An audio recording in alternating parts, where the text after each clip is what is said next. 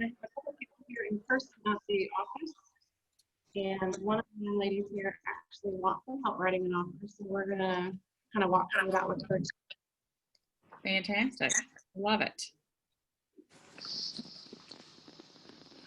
All right. And Kelly, you're going out a little.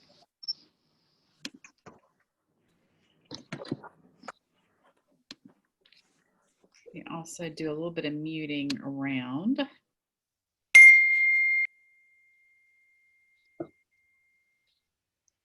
Did you say that you couldn't hear me? I couldn't pick up what you said. Yeah, I can hear you better now. And we've started the recording too. And I think we have about 11 people online. So we're ready whenever you are, my dear.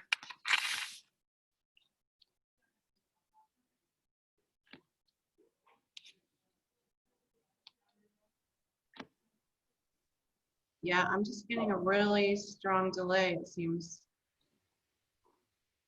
I know I had trouble there with internet last week. Maybe that's part of it. We'll do the best we can. That's all we can do. So we'll record it and everybody can at least kind of watch you go through the motions of writing a contract as well. So this will be good. Thank you for hosting. No problem. I think it's coming. It's just slow. So I'm just getting into where the documents are so we can start on the offer to purchase. What my thought was when we said writing a contract to win had to do with all these multiple offers that we've been seeing across.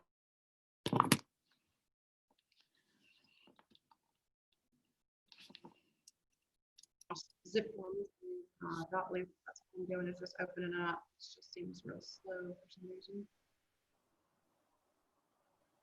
So writing a multiple offer, I have a few pet peeves as a listing agent, and I don't know if Tina, if you're going to be on here, but I'm sure you have some as well. Where are my documents? Is Tina there today? She's working from home this morning. She is on, but I'm not sure if she's available to talk a ton on the call this morning. All right, well, I think it's finally coming up here. So whenever, as a listing agent,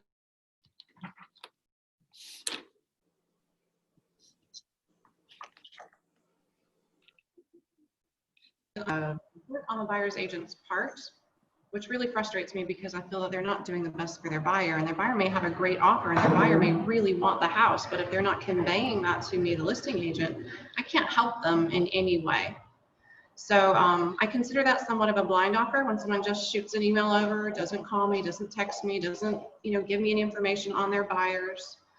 But let's start with the contract, and then we'll talk about why I feel like separate parts of this contract you should fill in a particular way. So the first part, of course, is very basic, just their names and the address information. And hopefully those of you that have not seen it are going to notice that on the MLS, we now have a new tax data link. It is to replace Realist. Realist link is still there. I don't know how long that will be good for, but that's where we go to get this information.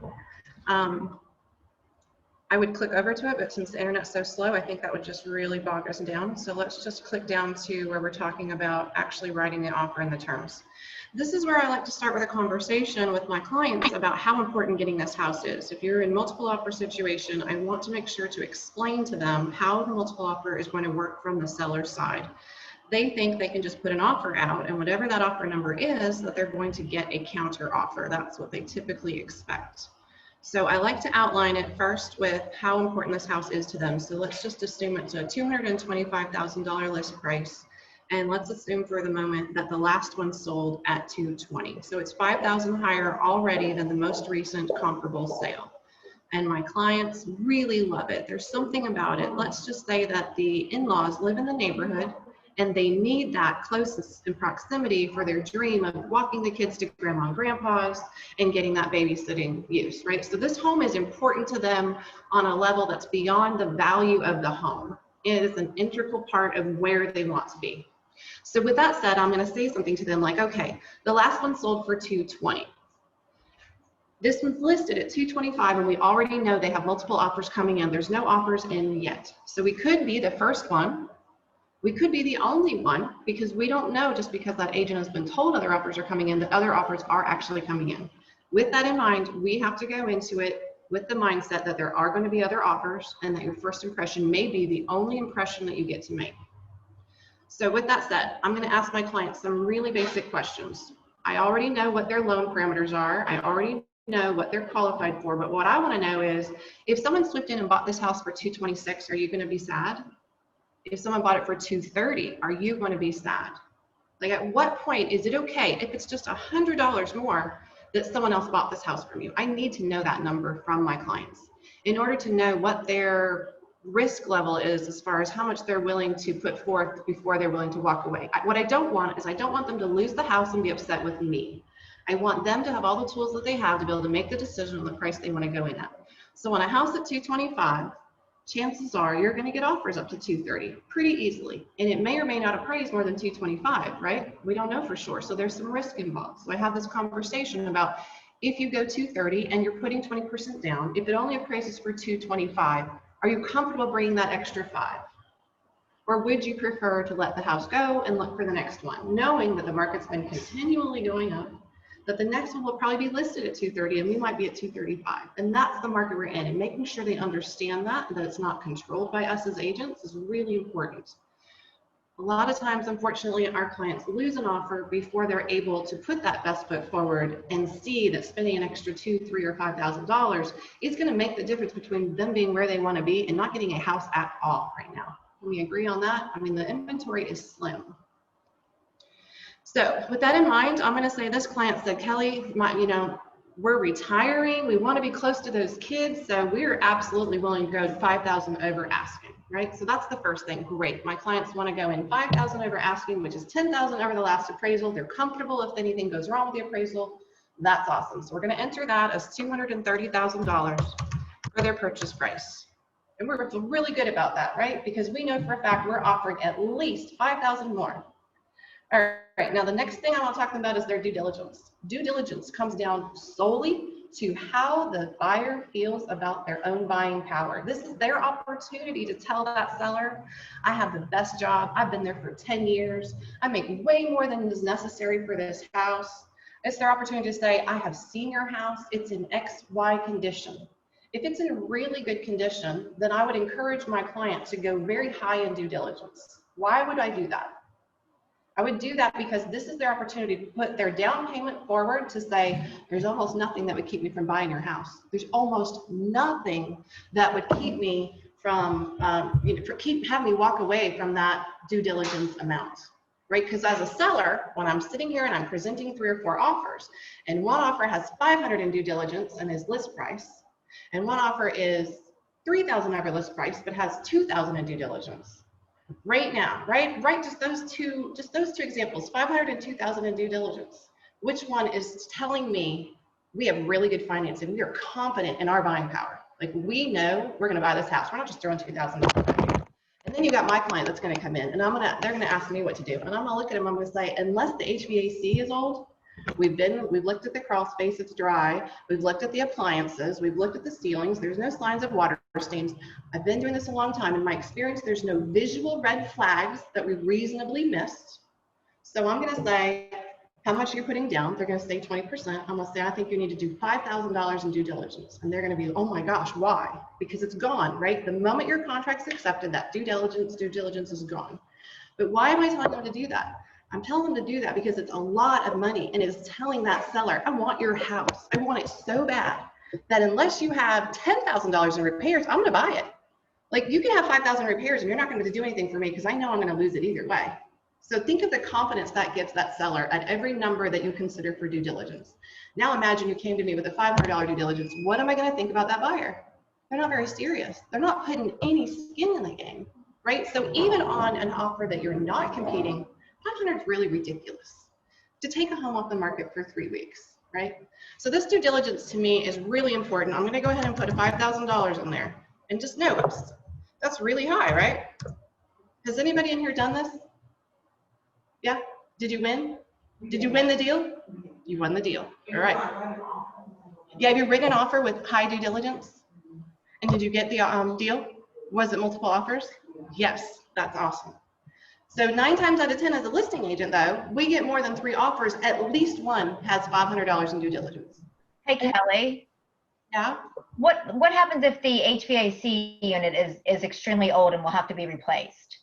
So this is that's a great one. So I just put one under contract last week, 5,000 due diligence, multiple offers. The listing agent had one of the buyers. You know, that's even harder, right?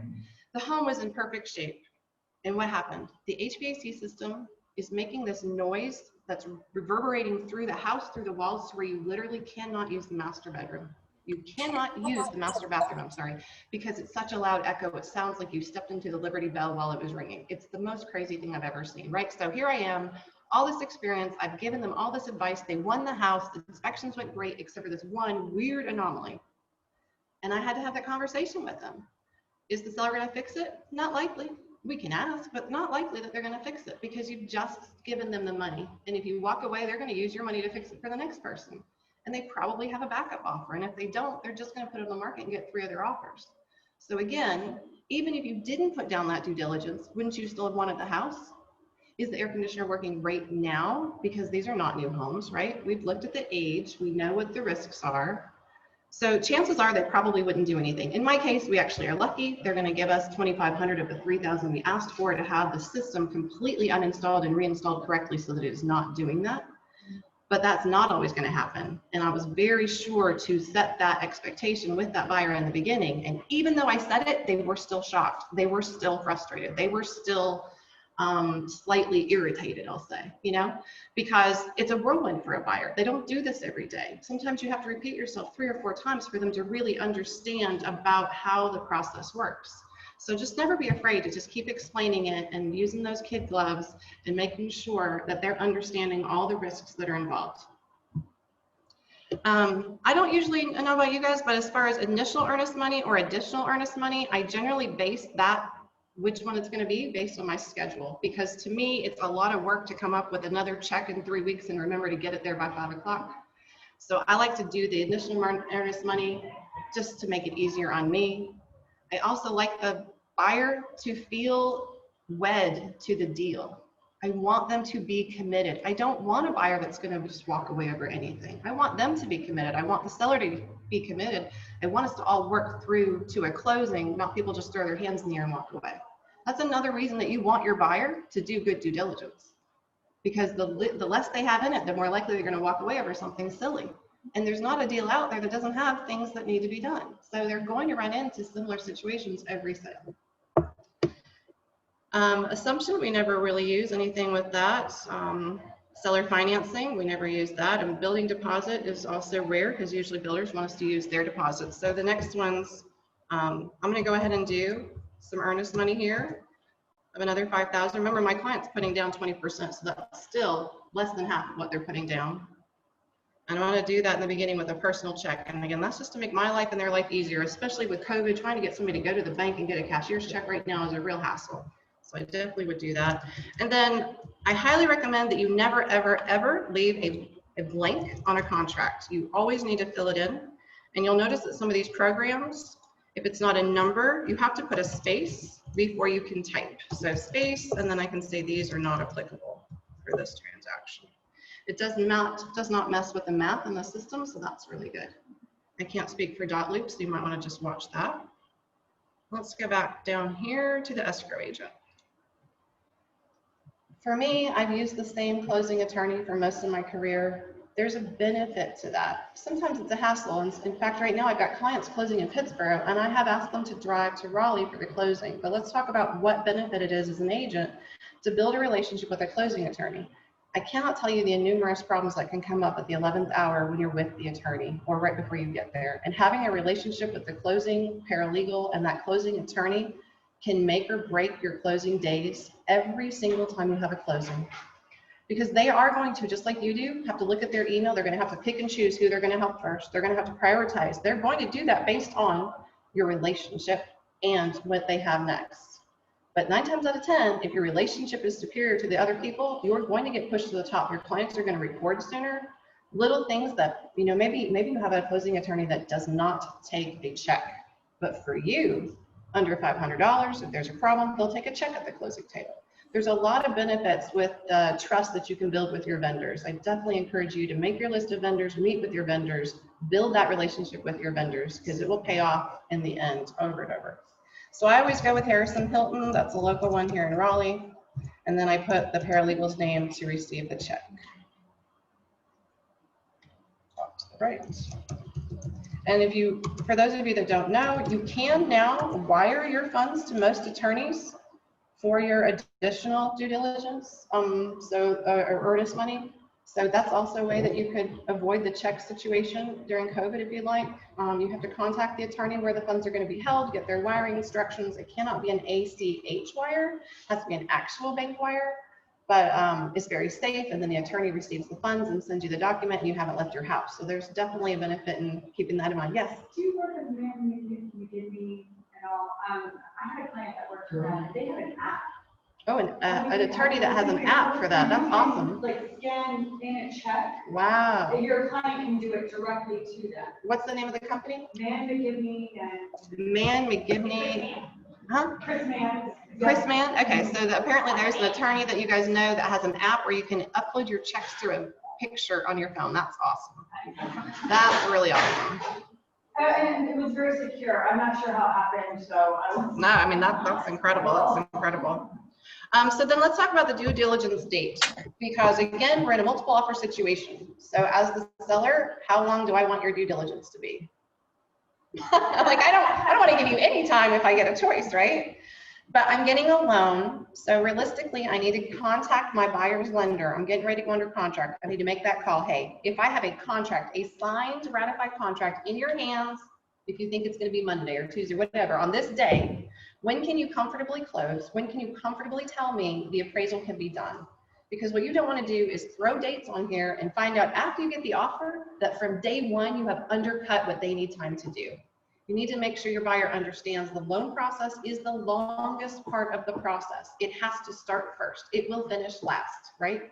So we need to get them that contract right away and make sure the dates that they give us to get it done are what we put in the contract. So today is August 23rd, 5th, my watch is wrong, right? 5th, 6th. Anyone? It's 26. Okay, so 26. So then I would say I want 3 weeks. So the 2nd would be 1 week, and then the 9th, and then 16th. So this would be 3 weeks for due diligence, 21 days. That's what I would always give unless my lender says they need more. Then we're going to talk about the closing date. Keeping in mind, again, the seller usually wants to close quickly, but not always. So I would always put in a quick closing date, whatever the lender could do, usually 7 to 10 days after the appraisal is completed. And then I would add in my letter that we're going to talk about in a little bit, that my buyers are flexible with the closing date. Please let us know if we can make the closing date more appealing for you, right? Because again, that's something that the buyer can give the seller that's not costing them any money and could really make a difference for their situation on their sides. Plus, I can't tell you how much they appreciate that flexibility. Where do you write that? So we're gonna talk about what I do when I send an offer to somebody, but it's part of my letter. So I do a love letter from my clients, where I have them write something about the house. I have them send it to me. I have them send me a picture, and then I put it together in a little love letter with like a picture of the house or something like that. And then I also do a love letter on my email with all the attachments. And that's where I'm telling them how great my client is, how long I've worked with them, how much I've enjoyed them, how easy they are to work with, how I know they're going to be so excited if they get this house and be just wonderful buyers to communicate with. Like, these are things that every listing agent wants to know, right? I want to know they're going to be low maintenance, they're not going to bother me, they're going to zoom in, buy the house, zoom out with very little headaches. So I, as an agent, am going to be like, they're using the lender I've known for 17 years. I've worked with this family on 6 transactions. They have always come through and been very reasonable. Whatever you can say is going to convey your confidence that your buyer is solid. That's going to come through to the agent.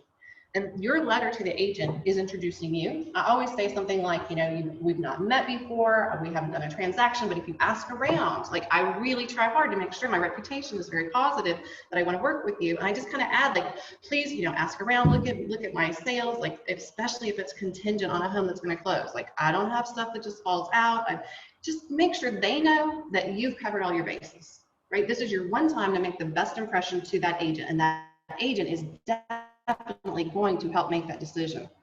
Don't ever think for a second the seller is going to make that final decision. The agent is going to present it in the best light that they think is best for their client. You need to be that best light. If they're strong, well, that's what I'm saying. I want you to be a strong agent. I'm saying that. Oh, if the listing agent is a strong agent. Well, that's also why I write the letter, right? Because you've got really weak agents. They're going to get those offers and hit forward, forward, forward. And I say weak because they've not done their job. They've not helped their client. All they've done is say, here's your stuff. Let me know what you want to do. That's not what we're here for.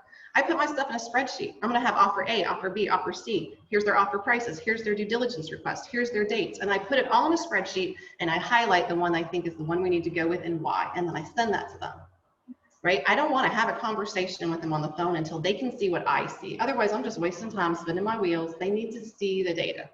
So we're going to go and do a closing date of 2 weeks after. We'll do the 30th. Now let's look at the 30th. It's a Wednesday, so that's good. I don't like to do a lot of closings on a Friday. Yes? When you make your due diligence date, having such a good relationship with your vendors help you to maybe understand and know where they're going to be at on their timeline? Because, you know, that's such Are you talking about the lender specifically? Well, you know, your inspectors, you know, all of those, you know, pest inspectors, home inspectors, all of that, because I do business in Solon County and they're so backed up, you know, so 3 weeks is always been my go-to, you know, now it's easing up, you know, but, you know, when all of this hit and, you know, if he's not, you know, he backed up again, you know, you don't want to put them in a position where they haven't had all of their inspections. So how do you, so my timing is this: whenever I have someone, and you usually know that you're close to writing an offer, right? So at the same time that I'm doing that, I'm also, and the only person I have difficulty with is my home inspector, the HVAC company, the termite company, the radar. They can all do it within 3 days, so they're never my issue. I always reach out to my home inspector and just say, I'm getting ready to put something under contract. When is your first available? Like, I want to know before we go under contract, what are we looking at? Because if he's 3 weeks out, I know I have to either find somebody else or I've got to adjust these dates. Most likely I'm gonna have to find someone else, sad to say. I cannot wait for that. You know, generally if I go under contract 1 week, inspections are the next week without a doubt. I want to get all that stress off the table and behind us and just be waiting on the loan. That's my goal. Now there's a few exceptions, right? If there's a concern with the appraisal, you're not in a multiple offer situation and you think you might have overpaid and you're not sure if the clients want to spend any more money on inspections until we get over that hurdle, that would be a reason to maybe put it off. I also delay my survey until after due diligence because it's the only thing that survives due diligence. So why am I going to pay $400, $500, $600 as a client before I know for sure we're going to close? So there's definitely some things that I would space out just to make it lower risk for the buyer. But again, at the same time, I don't want to drag it out so long that it's easy for a buyer to always terminate, because that's not what we're doing either, right? So I had a lender ask me last week, can I go ahead and order the appraisal? I said, yes, absolutely. I emailed it back. That was last Wednesday or Thursday. Yesterday, I met that client at the house for the HVAC problem and found out he halted the appraisal, to which I said, if we're late on closing, I just need to say, I put it out there. It needed to be done. You cannot have the lending stop for the inspections or the inspections stop for the lending, because you both have to get there at the end. And if one of you stops, you're not going to make it. And then it's going to be on the buyer's side. It's their fault. So you can slow them down, but just be cautious that if you go past your days, you've created the issue. I like to get them the appraisal right away. That's $400 they've spent right from day one, plus their due diligence. So from that point forward, I usually go ahead and order I order the HVAC, the termite, the radon, and the home inspection. Those are my 4 core that I order every time, right at the beginning. You're welcome. So I'm going to do September 30th. I was looking at the closing date. So it can be kind of stressful to close on the last day of the month, and even more stressful if it's a Friday and something goes wrong and your clients are left without a place to stay over the weekend. So I definitely caution you when you're looking at these dates, even though it seems like Friday is the day you probably want to go to, back it up a day, maybe Thursday. That way if there's a problem, you're still closing this week. That way if there's a problem, they can still get in their home over the weekend. The worst situations I've seen is you've got a closing on a Friday that doesn't happen, and they've got family in town to help them move, and they've got their stuff on a truck, and it's really stressful. So look at the calendar. Don't just go by the dates, and talk to them to say, like, Wednesday. Is Wednesday a good day to do that? You're going to be out of your home on the night before, probably, have all your stuff in a truck, come to closing on the morning of the 30th, and then if you use the attorney that you're used to using, hopefully they can record by noon and get your clients the keys really quick. But what if you're using an attorney that's backed up? Or what if there's a problem, they're not getting their keys till 5? Do you have a plan in place? Always have a backup plan in place. Make sure your clients know where they stand with their truck and with their movers. Do you put that in their head, like, hey, you have a backup plan just in case the closing is delayed? No, and in fact, what I do is I do it myself. So we'll have a closing coming up, And I knew that my clients were setting up their movers for the day of closing. And I said, our closing's at 8 a.m., the buyer's closing's at 11. So noon is the earliest both of them could record, because you got record, fund, record, right? So it's not likely.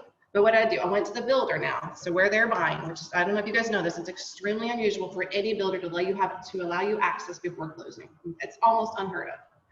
But I went to them and I said, you know, here's the approval letter. We're past all this. On the day of closing, we're going to go in, we're going to give you all this money. And I wrote the numbers, like, this is how much you're going to have deposited. This is what time the buyers are coming at 11. This is how much is coming from their sale, which already closed. Like, I'm giving them all the confidence financially that they need. And then I'm asking the question, can we please have the keys at noon instead of 5 o'clock on the day of closing? Otherwise, they're going to have to push it another day because the movers will not be able to start at 5, right? So it took like 3 days to get an answer back, and they said yes. And then I was cheerleading. I mean, I was like a hero for my clients, right? Because they didn't even know that was possible. So the backup plan doesn't have to be them; it can be you. Just make sure that you're thinking ahead and listening to what they're saying about their scheduling. And if you don't want to mess with that, just make sure you always tell them you're probably not going to be moving into your house on the day of closing. That's going to be the day after. At least set that expectation, because it's really disappointing to work so hard to get to the very end and have them upset on the last day when you could have prevented it. It's heartbreaking, honestly, because that's the impression that you're leaving them with. Like, closing day is really important to leave them with, I'm so glad you're happy, I love the home, I'm going to check in with you. You can't really hug anymore, but you know, that real positive feeling of we made it, I'm so excited for you, can't wait to come see you in your new house feeling. There's nothing worse than, all right, we'll go back to your hotel and I'll let you know whenever things get worked out. That's really hard on people. Let's see what's next in our contract here. All right. Items leased or owned and items that do not convey. Items leased and not owned is usually something to do with like a propane tank, something that appears to be staying with the property, and maybe if you haven't been doing it very long, you realize, oh, it's not staying. Like, some play sets are permanently fixed to their ground, others are not. What's another thing that could be leased besides a propane tank? Not really. There we go. Antennas, satellite dishes, receivers, appliances, alarm, security systems, anything like that. I don't know about you guys. I don't have very much. I hardly ever have anything in that line. That's going to be pretty unusual. The next one, though, I do often have things that do not convey. So, you know, you see a little note in one of the rooms that says the chandelier was given to the seller by their grandparents. They want to take it with them, that type of thing. If they've got some really nice outdoor setup that's not permanently affixed, maybe a pergola, and they think they're going to take it with them, like, usually this listing agent's really good about giving you those key features, but this is where you would put it to say our offer is not including these things. Personal property. It's really, really hard to put a lot of personal property in a contract because lenders don't like to see it. So we've got several options. Like, let's say they want the refrigerator, washer, and dryer. I recommend you follow that with at no value. What does that mean to your buyer? Because it's important they understand what that means. You're buying a used appliance, you're not testing it, you're not inspecting it, you're just getting whatever it is on the day of closing. It's kind of like a freebie, right? What you don't want is for them to think they're getting a brand new appliance, and here they've written it in. The lender's not going to give a penny towards whatever is written in here. They're not going to value that personal property. It is not part of the loan. In terms of the value. So a refrigerator, a washer, a dryer, I don't know, whatever else that they want to leave that's personal, you can put it there and you need to put at no value. And don't be shocked if some lenders don't even want it there at all, in which case you might want to do a separate promissory note, even if it's just with the closing of the sale, we will leave these items to cover yourself. You can pull it out of the contract, and we often have furniture and stuff that's sold at sale too, and we do those separately as well. Try to keep a little separation between that personal property. Let's scroll forward. Buyer representation.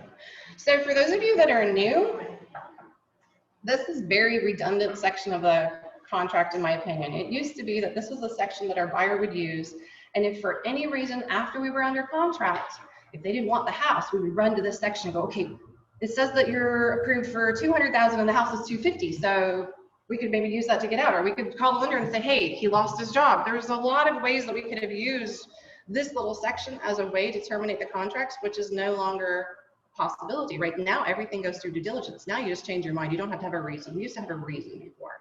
So this section is really just informative. It's not anything that the buyer's being held to. So if they put they're getting an FHA loan, that's the one thing would have to be signed by a seller, right? So if you're in a multiple offer situation, there's 2 loan types you do not want to go into a multiple offer situation with. Does everybody know what those 2 loan types are? VA and VA and FHA. Does everybody know why? It's very hard to compete as a buyer with a VA loan or an FHA loan because those appraisal requirements are tighter. So it's less likely, or more likely it won't appraise, or less likely that you're going to not have an appraisal issue. If you're going to have an appraisal issue, it's usually a VA or an FHA is what I'm trying to spit out, right? Whereas a conventional, they're a little looser. And frequently you don't see those have problems like you see a VA or an FHA. So in this market, I'm just curious, I just got the phone with a guy who Yes. just got out of the military and going to grad school at Duke. He's going to be using a VA loan. So would you say that? It just makes it harder for the multiple offer situation. I don't know of any seller that would turn down any kind of loan. If they're going to show up with the money, they're going to show up with the money. But when you're competing, I would look for an alternative way to present the loan. That's what I would do, unless it was FHA, unless they have to sign for it. If they have to sign for it, then you're really up against a wall because you can't go in and say we're going to pay cash and then after you get the offer go, oh, could you sign this? We're going to switch to a loan. Now that's not cool. You can't do that because the seller did not agree to that. And they're not likely to change their mind because I've had that happen where someone tried to pull that on me and I'm like, hey, we accepted your offer because you were cash. We are not, if you're not cash, we're going to the other people. Right? So that can create an issue, definitely. But on the flip side, if you're doing a loan and they have the ability to do cash, that's what you need to tell the buyers, the seller's agent. You tell them they're doing cash. You show up with your loan, but you win the offer by proving you have the cash to close. What she's trying to say, and maybe getting confused because you said it two different ways, is only FHA VA requires that form, right? Conventional loans don't require a form that the seller has to sign to get into the loan process. So, but if you can hide that ball because your people are qualified to buy without selling or not have to, take a loan, anything that you can hide because they can do it. They don't want to do it, but they can do it. Then you've not lied and done anything unethical. In the background, you can do whatever you want to do and get it done. why would you say we're going to need to make an offer with conventional loan and then have a little side note say we have the ability to take cash? We do the opposite. Because if I have multiple offers and they're all the same and one of them can go cash, you just reduce my risk significantly, right? Yeah. Even if you come to the table with a loan, I don't care. My risk was lower because if you fell out, you still had the cash to close. Whereas these other people, if the loan falls out, they're out. I'm starting over. So my risk remains the same. So just because someone doesn't want to pay cash in a multiple offer situation, I would still encourage them to use the cash image, right? We would just want like a bank statement with their number or whatever to say my client has the ability to pay cash, because you're not really telling them what they're doing. You're just saying my client has the ability and they want this house. Then you get that contract and you send it to the lender. You still go through the same process. And you've not done anything. They push you and say, look, well, you can close in 2 weeks. The house is empty. And I'm like, no, my client has some business trips. We can't do for 28 days. Mhm, mhm. I have a question about that though. So what if there's a scenario where they have a conventional loan, during the process they were to lose their job, therefore they're not able to get the loan, however they do have the cash? Is it because we may be listing in the seller aware of that? Do they enforce that to get them to close using the cash? No, they can't enforce that. Just because you have it, they can't force you to use it. It's up, yeah, you're the one that is going to decide whether you're going to walk or. It's always the buyer to lose this deposit and then lose that deposit. And nobody's forcing them to do it. It's just a leverage of what deposits is your buyer will walk away from until what point the transaction ends. Anybody have any questions about that? So just to fill this out for these purposes though, I'm going to say that this client does intend to get a new loan. It is not FHA or VA, so I'm going to check conventional. It's not any other kind of a down payment assistance program. It is going to be a fixed rate and the principal amount of, let's say, $165,000 for a 30-year term, not to exceed 3.5%. So everybody knows, I don't know if anybody knows this, but the lowest rate I've seen for a fixed 30-year right now is 2.375, which is unbelievable to me. It's like free money, right? I've only seen that on 15. I've only seen it on 1 30-year. Yeah, but I mean, I'm frequently seeing at or under 3. So I feel like that's pretty common in the market. And I believe that VA right now still has no limits. And you can buy any price home with VA at 100% financing, which is insane. No right? Because I think I heard Sharon or someone talking about $1 million property that someone made an offer on, 100% financing. Because shockingly, a 2 point whatever % interest rate makes that payment like half what it would have been just 5 years ago. It's crazy how much interest rates have dropped these costs.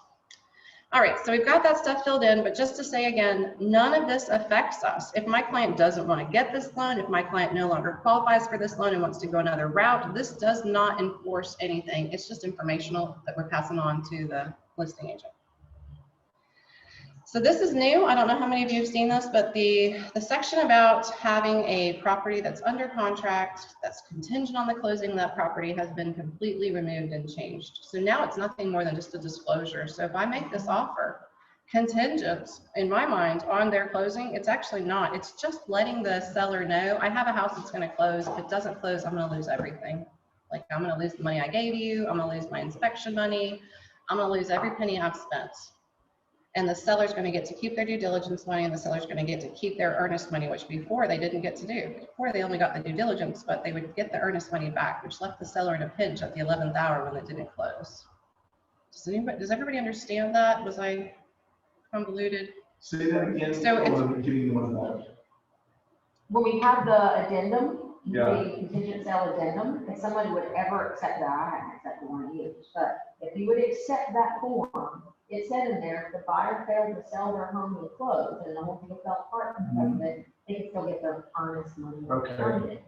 That form has gone completely away. The check boxes is your house on the market or not with whom, they're still there. But there's no language now that says you get your money back. It's just simply a disclosure to the seller that, yes, I have a house to sell. So I just have clients right now, have clients that came back around and they're real consumed with the idea they didn't want to buy before they sold. But then they've seen some houses that they kind of liked and even thought, gosh, what if we did put an offer in on it? It's been on the market 2 weeks. It hadn't zipped up from somebody picking it up. Do you think that even if they turn us down, we could just try a contingency share?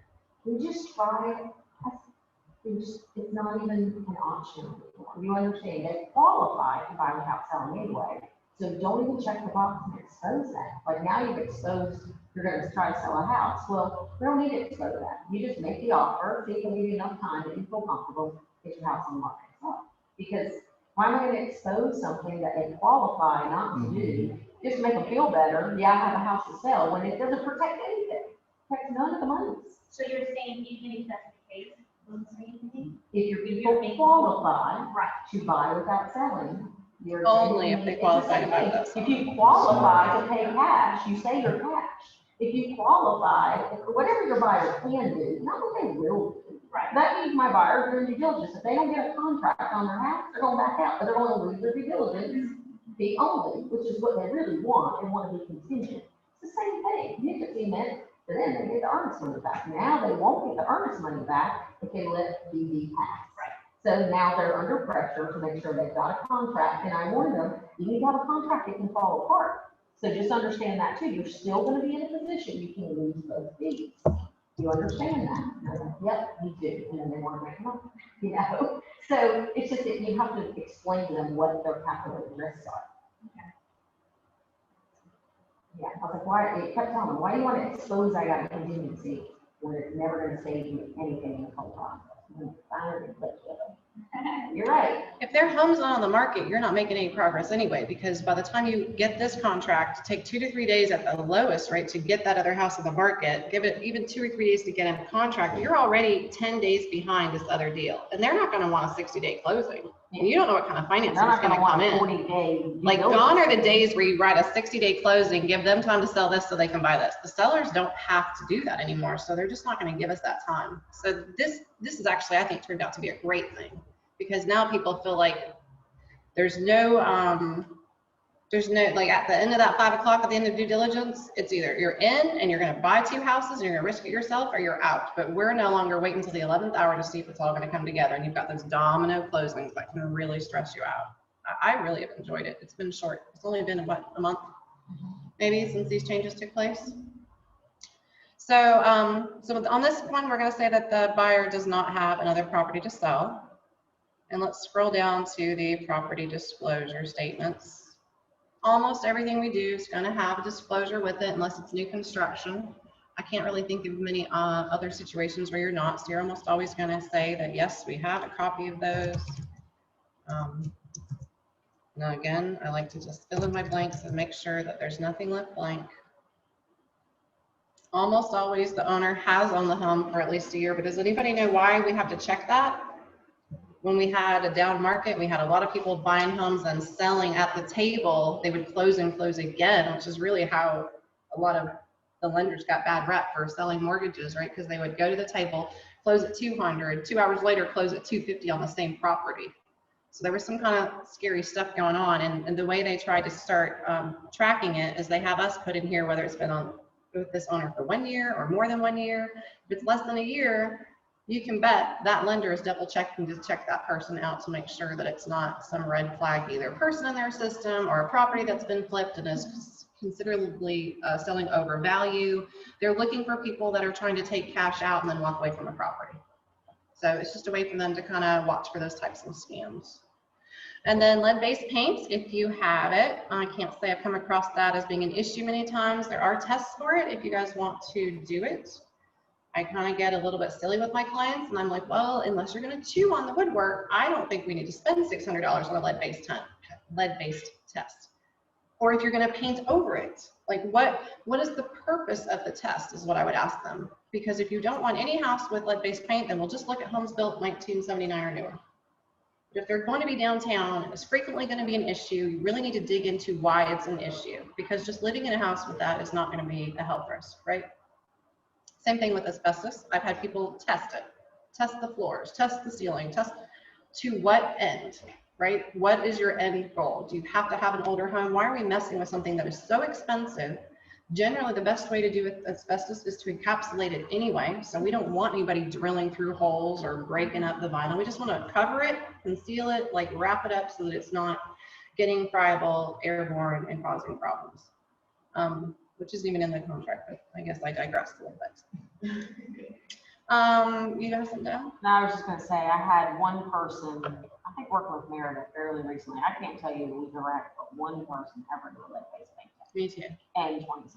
But one person is insisting very recently. And the irony was a couple of the companies that used to do it years ago are all in business because nobody does it. So that's why her point is, like, the house hasn't been painted since the 70s. You're probably gonna have a good painter come and paint it. If not, it's probably got 3 layers of paint on top of the whole thing already.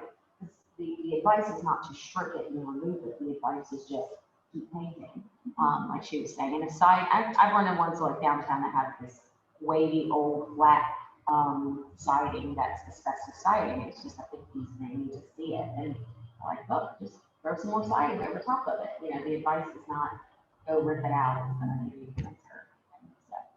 So. And then there's assessments.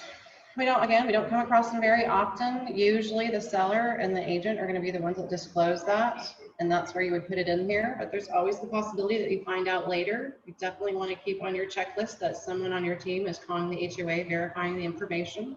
If you're in a hurry, you might not do that before you write the offer, but certainly during the due diligence, you want to make sure that that's covered.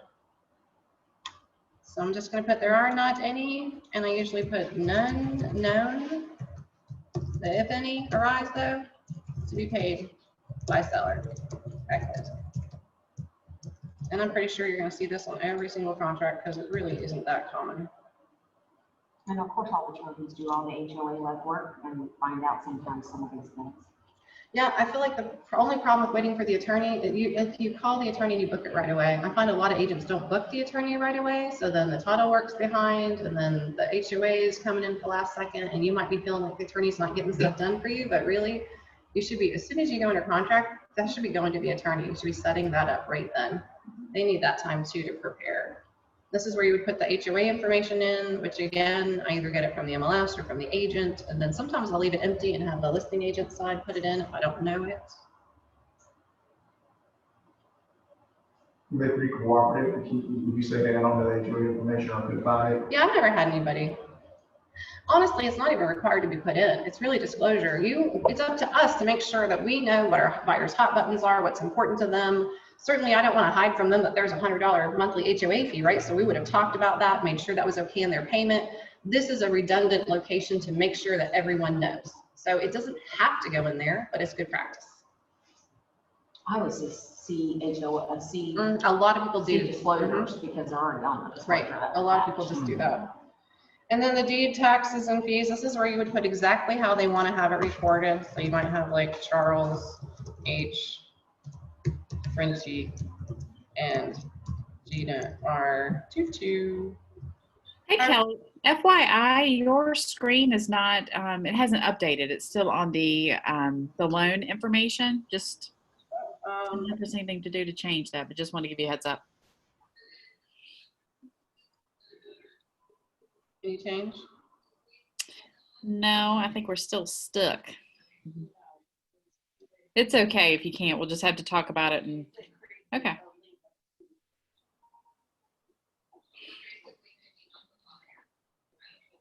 Any change? It's just saying Kelly DeBross has started screen sharing, so just take it probably a minute to update. Yeah, there we go. Thank you.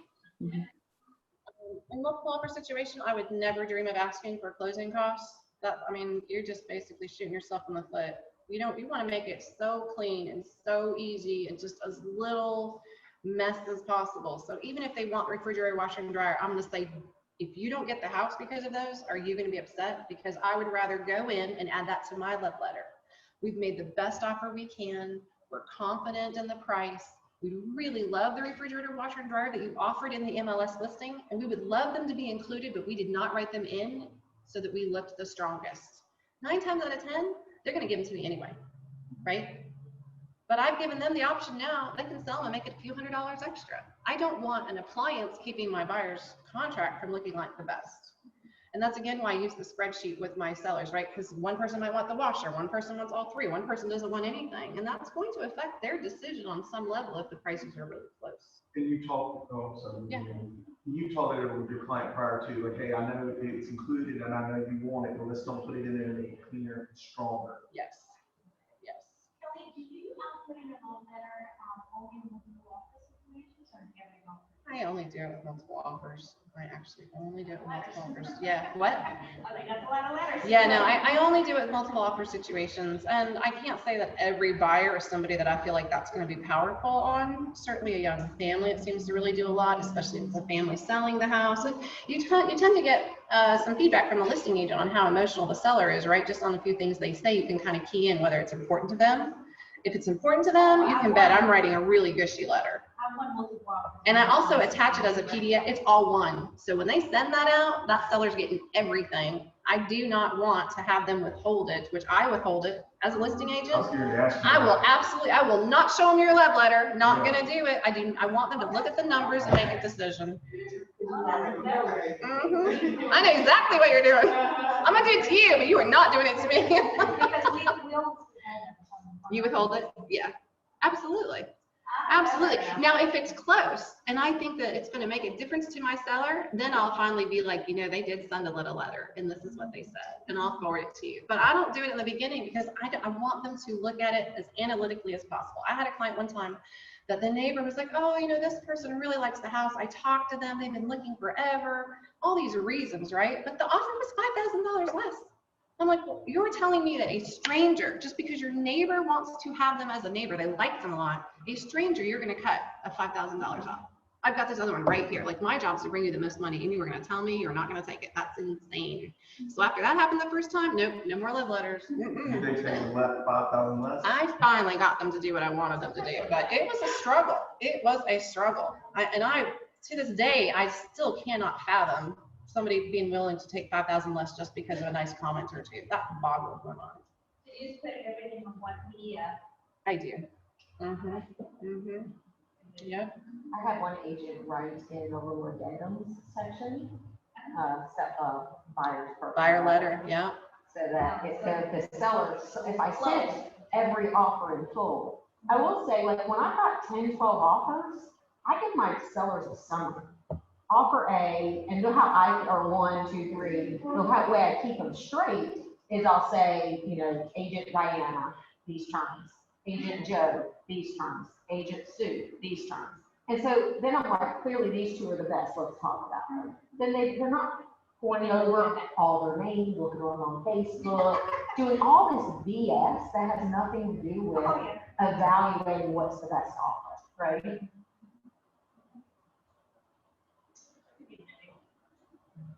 So home warranty section, again, back to the multiple offers. First of all, I wouldn't ask for home warranty in a multiple offer, not ever. I wouldn't even put the buyer may obtain one, because I'll just tell them, if you want one, we'll buy one at closing. You can still have it on the closing, but let's not put it in the offer. Let's not make it messy. All I want them to see is your great price, your great letter, your great closing date, your great due diligence. That's it. That's all I want them to see. I want them to be excited about that and think everything else is just going to be easy because we made it easy in the beginning. So we're going to say no home warranty.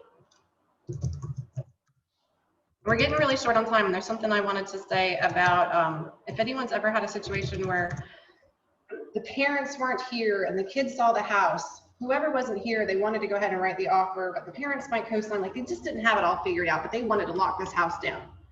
As long as they know that their due diligence is their only risk, you can write an offer with whatever name, like say the parent's name, and then to the side you can write and/or and assigns.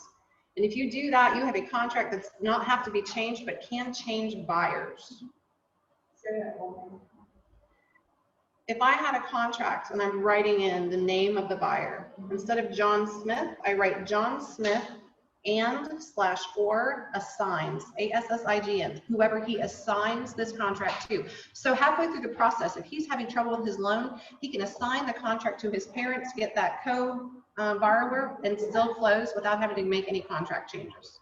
It's been years since I had to do this, but when I learned about it, it was just very kind of eye-opening. I never even knew that that could happen.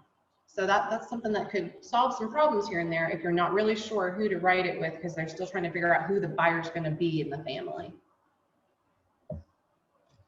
Everybody knows to make sure to attach any of their documents by checking these little boxes, so I won't bother you with that. Sharon was saying under identify other addenda, this is where she's had people say see buyer letter. So you could add that right there. I've never done that, but it's definitely something you could do. All right. So that to me is the basics. Now, we talked a little bit about doing the love letter. I don't think we need to go into detail on that. I think the next thing is when you write your final email, you're sending me, the listing agent, that offer. It has to have the offer to purchase. It has to have the disclosures. It has to have their letter from the lender. So that's 4 attachments, right? It's got to have hopefully a love letter. So that's 5 attachments. I do not attach anything else. I want to make this so simple. Some people will attach the floor plans, the cover. It's not necessary. None of that's necessary. Just realize that most top agents that are dealing with most of the listings, their personality type is driven, right? They want to see the highlights. They're in a hurry. Make it easy on them. Show them that you know how to communicate with them on their level. They're in a hurry. Don't call and be like, I just wanted to talk and see what you think. Don't do that. You're just going to frustrate them because they can't tell you anything, right? A good agent is not going to be able to tell you anything that you want. Maybe ask a few questions, but if it's not reciprocated right away where they want to talk to you and give you information, just be like, all right, great, we're going to get that to you right away. How would you like it? Email, text, whatever. Make sure that you are communicating with them on the level they want to be communicated with. And let them know that they're going to expect it and when they're going to expect it. An image of the due diligence check also needs to be attached. Technically, we're supposed to have the due diligence check in hand. I don't know if you guys realize that. It's been a long time since some of us took the class. At least have the image of the check attached to that initial offer. That's also very powerful. It brings them to life, right? It gives, yeah. I like write it out and send me a picture is what I always tell them. I want that attachment. I want them to see you're a real person. You live at this address. Here's your money. Like we are ready to give you this check. And then I think lastly, that due diligence check is technically supposed to be delivered within 24 hours. I'm super lax about that. I don't know if I'm the only listing agent that's lax about that. But do your best to get it to them right away. Their only recourse is to formally ask you in writing, give you another 24 hours to deliver it. So if you're running behind, just know that from the moment they tell you in writing, hey, I don't have this yet, you've got 24 hours before your contract could terminate. Does anybody have anything to add? This is not at all the notes that I made, so I could go another hour. I got a whole page of notes over here on my other screen that I haven't even had a chance to look at. Anyone? I say on the deed, I put consult buyer. I don't actually put the name. And the reason I do that is sometimes people are unmarried couples that are getting married or may not be getting married, you know, and I always tell them it's for you and the attorney to decide how you want the deed to be made. Do you want it to be made that if one of you passes, the other one gets it, or it goes to your heirs, or what percentage maybe you would say one owns the other? So I just have in my boilerplate the sole buyer, because I want that to trigger the attorney when they get the contract to decide with them what they're doing. I have families buying investment properties, paying cash, and they're deciding who in the family put their names on it last minute. I personally don't stress about what's got to be on the deed, because again, if a parent all of a sudden realizes halfway through the deal, they're gonna be co-signers, well, now we gotta add them anyway. Like, to me, I would just let the attorney handle it. I just think that's an easy thing to do. I had one couple Williams agent tell me it had to say, I said, oh, no, it does not. and just left it how I had it, because they think they have compliance departments that tell them exactly how they have to do things. Therefore, they can dictate to everybody else in the world how they have to do things. It's not true. You guys kind of have your own restraints on what you can do. I mean, obviously, if you just notice on single line, he's just fine, and we think the pair, just put his name on there. How do you want your deed made? But I just don't like you to slow down and ask that. Do you need a middle or naturally? Do it be long? But yeah, I just. Yeah, it's funny that you mentioned that. I just had that happen on Friday. He's a couple that contacted me, under contract, and we're moving that to Boston. And a few days before closing, so they were not married. You know, that was a conversation between the attorney and them. And when we were at the closing table, she went out and said, I just want to make sure that this is from the training, because unless we're not married, this is things that we can be. Okay. So yeah, that happens all the time. Right. And sometimes these are private conversations, personal decisions, things that they don't want said out loud and or even for whatever reason, I like people to be comfortable enough when they can tell me anything, like what happened, in their day or whatever. Yeah. But sometimes they have family trust that needs to go in, and they don't want to talk about that, because they might think they're rich, and, whatever. Is there anybody in our Zoom meeting that has anything they want to add? Yes, I do. Hi, my name is Karen. And you mentioned multiple offers and FHA. FHA, VA being, difficult when it comes to appraisal. I understand that's government-backed loan. My issue is the fact that, the current market is multiple offers. And because of the historically low interest rates, there are a lot of first-time buyers getting in. FHA, VA that couldn't before. So I'm thinking about what you said, that, in a multiple offer situation, it may not be the most attractive to present an FHA or VA, offer. And I'm kind of like, oh, wow. Is there options? So, how do you work with that? Options. Sometimes a VA, that's not their only option, and you can maybe get them pre-qualified with the conventional and then talk to the listing agent. But for the most part, especially in the price range you're probably talking about for first-time home buyers, you're going to have a real tough time in a competing situation. You probably won't have any trouble if you're not competing. Yeah. But I think the one thing is making sure the buyer understands that their loan is the only efficiency in whatever they're doing, and the only thing that might hold them back. But if there's nothing that they can do, I wouldn't make a huge deal out of it. I would just let them know that it's right. You might have somebody who's willing to pay over appraised value. They can still do it. The loan won't prevent them from paying extra. It's just exactly. Loans do not have that extra, and so that's why they're using the loan. So it depends on. Yeah, but VA, Kelly, because I was an originator before as a real estate agent, and VA, I mean, it's a government-backed loan, but it's a great loan. I mean, when I originated in California, I mean, Wells Fargo and Bank of America used to thank me for those loans. I mean, they thanked me for the loans, and it was incredible. Yeah, we've done a lot of them. It's just harder to do them in a seller market. Okay. All right. It's less about us telling you not to do it and more about us making sure you understand why you might be losing offers, right? We want to make sure you understand why a seller would have gone with another offer, even if you had the same price. But if you're going to go with an FHA or VA, I cannot stress enough, push your due diligence up. Make your due diligence date short. Go with whatever closing date the seller wants. Those are your other 3 ways to please the seller. And you're going to have to utilize them because your loan adds a little risk. But for all you know, it could be a VA loan, an FHA loan, and another VA loan. You don't know Okay. what your competition is, but I think you do at least have to acknowledge the difficulties with the loan types. Okay. Thank you. Thank you. Anyone else have anything?